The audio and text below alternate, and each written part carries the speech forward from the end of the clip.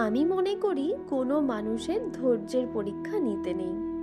কেউ শান্ত মানে তাকে উত্ত্যক্ত করা, কেউ দয়ালু মানে তার সর্বস্ব নিয়ে নেওয়া, কেউ নিরুত্তর মানে তাকে একের পর এক দোষারোপ করা, কেউ পাল্টা ক্ষতি করে না বলে তার একটার পর একটা ক্ষতি করা, কেউ মাথা নিচু করে রাখে মানে তাকে ঘাস ভেবে মারিয়ে দেওয়া, কেউ আপনার প্রতি দুর্বল মানে তার অনুভূতির ব্যবহার করা, কেউ না করতে পারে না বলে তাকে দিয়ে সব করিয়ে নেওয়া, কেউ ক্ষমা করে দেয় মানে তার সাথে একের পর এক অন্যায় করে যাওয়া।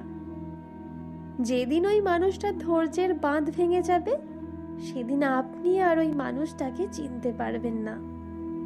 আপনি দেখবেন কেমন একটা প্রচন্ড শান্ত মানুষও ধৈর্য ভেঙে গেলে ঝড় বয়ে আনতে পারে।